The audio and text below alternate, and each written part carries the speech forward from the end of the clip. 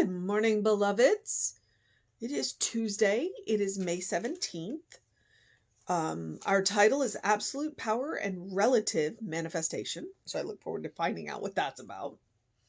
The first quote is, "Thine, O Lord, is the greatness and the power and the glory and the victory and the majesty." And that is Chronicles 29:13. All sciences are built on faith principles. All principles are invisible, and all laws accepted on faith. And that is the Science of Mind, page 159. And then the power itself is absolute. The way we use it is relative. In the words of Jesus, it is done unto us as we believe. The first thing is to be certain that we do believe. And that is Good for You, page 82. Which I asked Jesse about, and apparently it was a workbook that is long out of print. So if we're interested in that, we might have to go to the archives and see if they have a copy of it. Okay, so the Science of Mind teaching can be summed up in the axiom that there is a power for good in the universe greater than we are, and we can use it. We may well stand in awe of that power, and indeed we should, for it is holy. We can also place our complete faith in it because it will never fail us.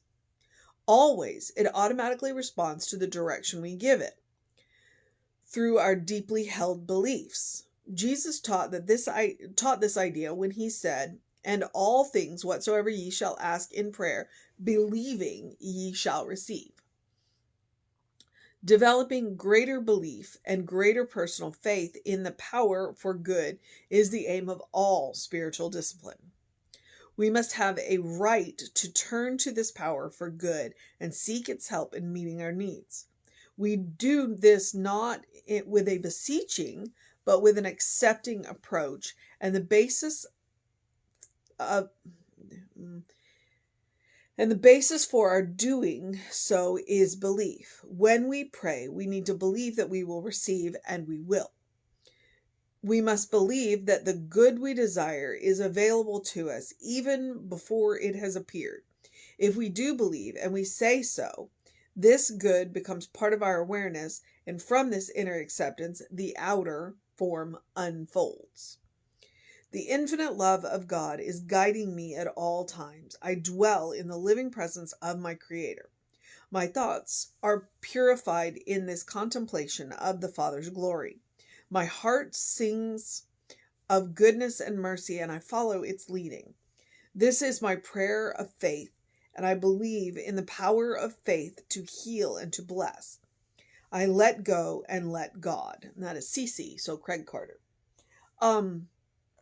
And immediately one of the things that pops into my mind is the spiral diagram.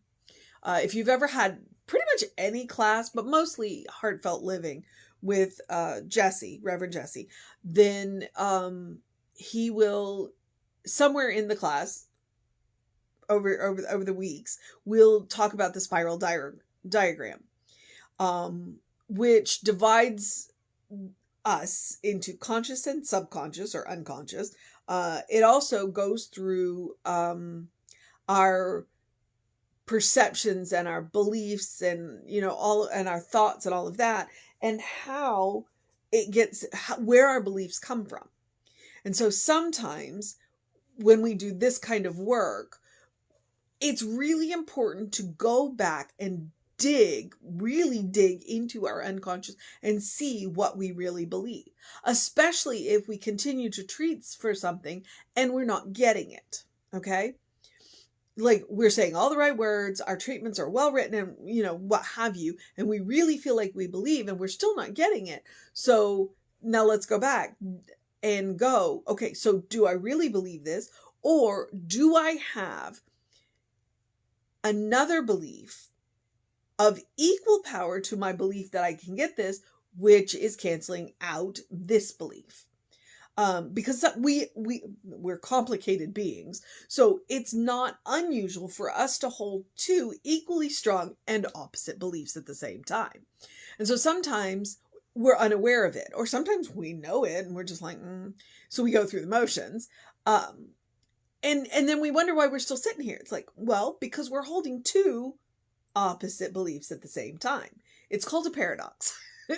And because we are complicated beings, we are capable of paradox. We are capable of holding two equally powerful thoughts at the same time that are the opposite. So if you find yourself stuck, that may be what's going on. If I'm, what I will try and do is I'll make myself a note, and I will go back, and on this video, then I will link it. I will link the YouTube video, because I was in a class through home office with Jesse. Surprise. And one of the students got Jesse to do a video on the spiral diagram. And it's an hour long. So, but then that way you can see how you can dig into your beliefs, and how you can change them. Because that's the good news is it doesn't matter how deeply and strongly held your beliefs are, you can change them. And then when you change them, you can change the way you interact with the power that he's talking about. And then you won't be stuck anymore. So I will try and link that video to in the comments of this one. And then hopefully when I upload it to YouTube, I will remember to do that. So I will make myself a note to do that when I get home from work tonight, because I need to do it on the other computer.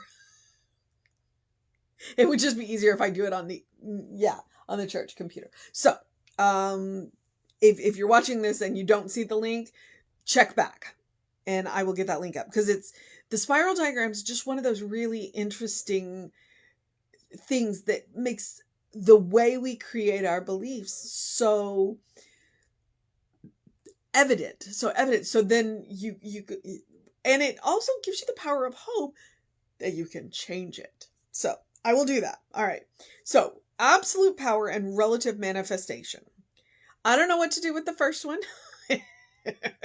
Chronicles 29:13. Thine, O Lord, is the greatest, and the power and the glory and the victory and the majesty. I don't know. All right. I think he's just making a point here. Because in the second one, the Science of Mind text, page 159, all sciences are built on faith principles. All principles are invisible, and all laws accepted on faith. I mean, think about it. We accept the law of gravity, and yet we've only seen evidence of it. We've never actually seen the law. So, the power itself is absolute. The way we use it is relative. We personalize an impersonal law. In the words of Jesus, it is done unto us as we believe. The first thing is to be certain that we do believe. And so that's good for you, page 82. It's also important to, yes, it's important to believe, but sometimes it's important to go back and look at what we believe. Okay? And for whatever reason, the example that I can give you is, I am that girl that when you told me, well, you can't do that because you are a girl, I didn't believe that. I was like, watch me. And I would prove you wrong. So, it's important to know what you believe. Did I believe because I was a girl there were things that I couldn't do? No, I did not. And I proceeded to prove people wrong. And so we all have those things. And I think that there are a number of things that we unconsciously believe because we've been taught. We've been taught by people who love us, by society, by religion, by culture, by family. We've been taught to believe things that we are not even aware that we believe them. And to do this kind of work and to use an absolute power, we got to know what we believe. Super important to know what we believe. So if you're stuck, check your beliefs. Okay, so the Science of Mind teaching can be summed up in the axiom that there is a power for good in the universe greater than we are, and we can use it. Both Ernest and Emma say that. There is a power for good in the universe, and we should use it. Not just that we can, but we should. It is our birthright. It is our divine inheritance. We may well stand in awe of that power, and indeed we should, for it is holy. We can also place our complete faith in it because it will never fail us. It won't fail us. Frequently, we fail us because we don't know what we believe. It automatically responds to the direction we give it through our deeply held beliefs. Okay, that is an important line. Always, it automatically responds to the direction we give it. And remember, no choice is still a choice. So we have to give it direction. And how do we give it direction? Through our deeply held beliefs. Those unconscious beliefs, those subconscious beliefs, which is why we do this kind of work. We go and do our inner work so we know what we actually believe. Jesus taught this idea when he said, "And all things whatsoever ye shall ask for in prayer, believing, ye shall receive." Just because you ask for it doesn't mean you will get it. You have to believe that you will get it. You have to be willing to accept it. Sorry, I got the two A's confused there. You have to be willing to accept it. You have to believe. And some of that is you have to believe you're worthy. And a whole lot of us deal with unworthy issues. Okay, developing greater belief and greater personal faith in the power for good is the aim of all spiritual discipline. Okay, that's what all of us, every religion out there is teaching this. Okay, every good religion. There may be some variations out there that are just a little, but basically that's what every religion is teaching. It's like, hey, this is what. We have a right to turn to this power for good and seek its help in meeting our needs. It's a point of religion, right? We do this not with a beseeching, but with an accepting approach. See, there's that word again, accepting. We have to believe and we have to be willing to accept. And the basis for our doing so is belief. When we pray, we need to believe that we will receive, and we will. And that's why I was talking about the two competing beliefs. Because sometimes we believe, but then we have an underlying belief that is directly counter to the belief that we are stating in the prayer. We must believe that the good we desire is available to us even before it has appeared. If we do believe and we say so, this good becomes a part of our awareness, which means it may have been there the whole time and we just weren't aware of it. Or it's just coming from where it was. I think that's Rumi. And from this inner acceptance, the outer form unfolds. From the inner acceptance, the outer form unfolds. All right. So the infinite love of God is guiding me at all times, and I dwell in the living presence of my Creator. My thoughts are purified in the contemplation of the Spirit's glory. My heart sings of goodness and mercy. I follow its leading. This is my prayer of faith, and I believe in the power of faith to heal and to bless. I let go and let God. So that's Craig Carter. Okay. So the mission today, should we choose to accept it, is to examine our deeper beliefs. Okay? It is to, and follow the spiral diagram all the way down. Okay? Which is why it's super important that I get that link in there. So I will do that soon. But that's the mission. The mission is, especially if we are feeling stuck in any particular thing. Well, let's go back and examine our beliefs.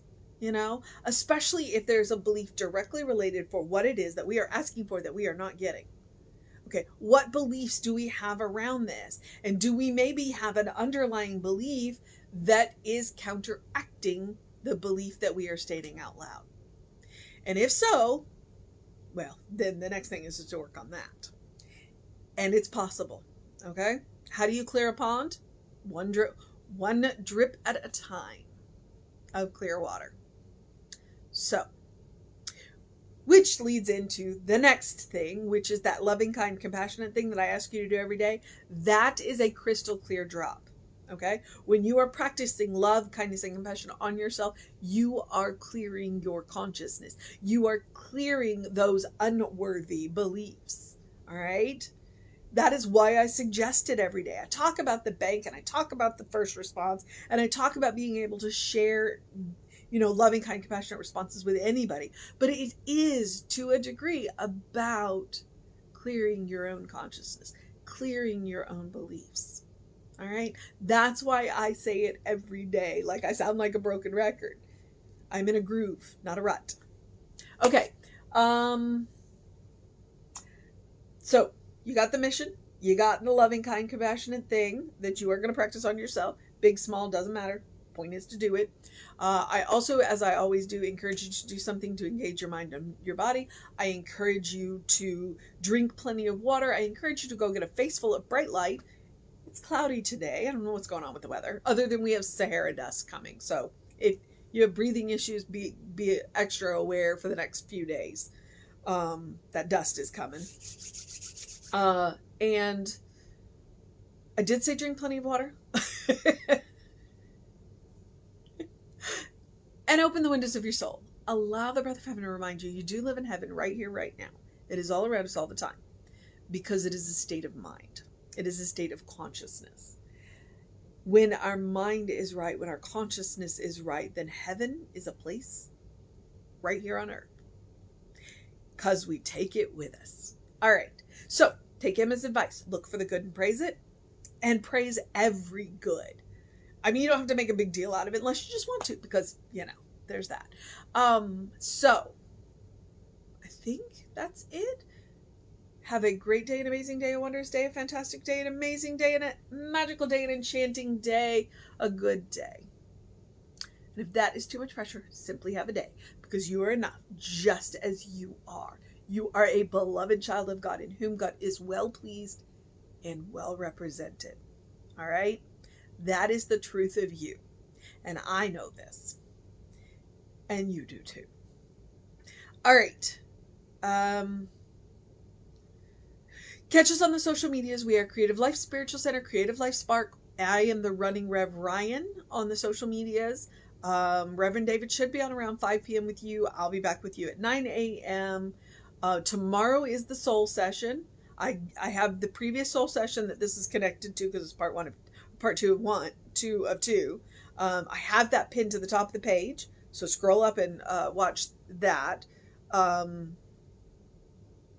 No, I have the link to the new soul session pinned. The YouTube link is in the comment. So check that out if you haven't seen it. And if you want to know what else is going on, email info@creativelife.org. Get on that constant contact. The next few weeks are pretty packed with stuff, and you'll want to know what's going on. There's an ordination. There is a guest musician. There's a food market. So we're going to be busy, and it's going to be good. And the ordination. Yeah, that's shaping up to be quite a party. All right. So take care of yourself. Know that you're loved, and I will see you next time.